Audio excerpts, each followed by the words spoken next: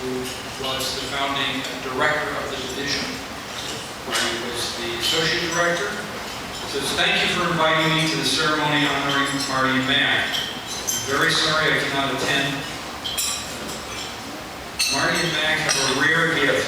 They, quote, get it, end quote. They size up clinical situations with swift precision and exercise the kind of humane judgment that is the essence of good patient care. They help me learn the heart of general hospital psychiatry is characteristics. We both have the wisdom that comes from a wonderful sense of humor. Marty likes to summarize our work by saying, quote, we play them as they lie. Neither suffers fools, but their kindness and generosity has made them two of the best colleagues I've ever had. I wish them all the best with my deepest appreciation.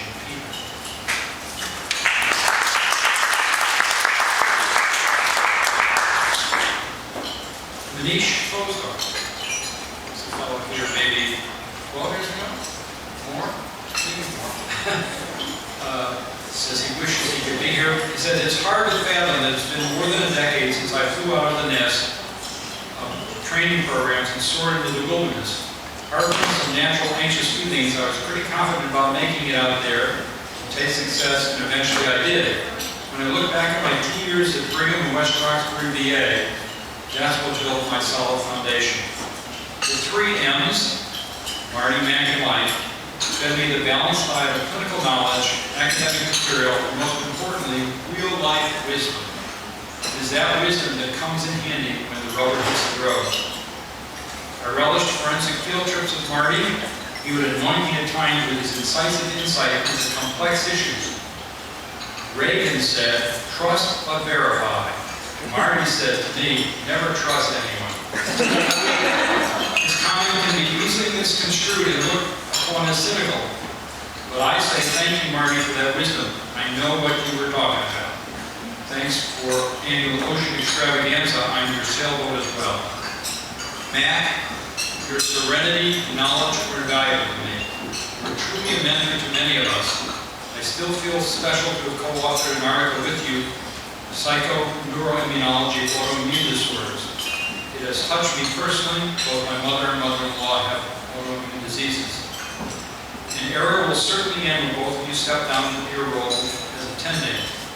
I feel sad but glad, too, that you will continue to be around. I suggest that current and future fellows and other trainees to tap into the invaluable resources you can provide to them. Warm regards with fond memories. Manish Fosdar. Pat Ray is here. Good. Should I read it, Pat? He wants... All right. Pat said she might be late and bring her baby with her. It says, as far as anecdotes go, I remember the summer of 1991 when I was starting my fellowship. Marty told us we'd be leaving early on Friday to go to Westport to go sailing. The sailing trip turned into quite an adventure. High winds, high seas, and a challenge to stay on board and not get seasick. Just the sort of the year of, quote, high seas, end quote, and delusion of leaving early on Fridays. And the last one I'll read is from Leslie Fishbein. You're here? Yeah. So also 16 years ago.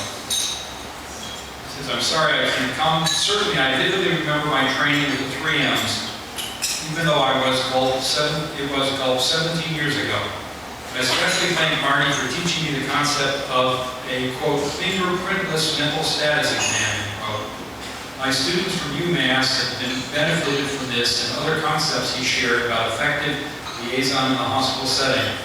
I'm gratified by my recent award in medical school teaching from the APA, and I credit my time at the bwh with giving me excellent exposure to great teaching.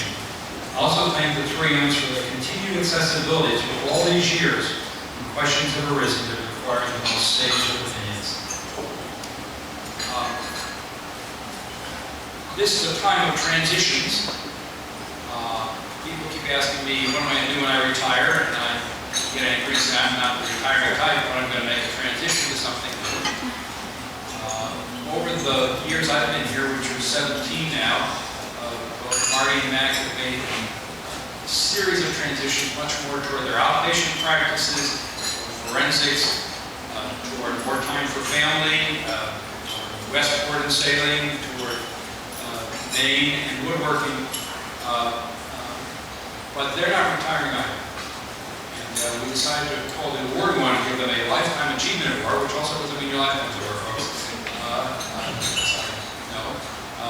To really honor their many years of really making what we all have here today come true. We're delighted they will be continuing in their next stage of their professional life to be teachers, mentors to the coming groups of students, and residents, and fellows. And we're really pleased that they will continue to be part of the Department of Psychiatry, which they is so crucial in the living. So, come on, Mark.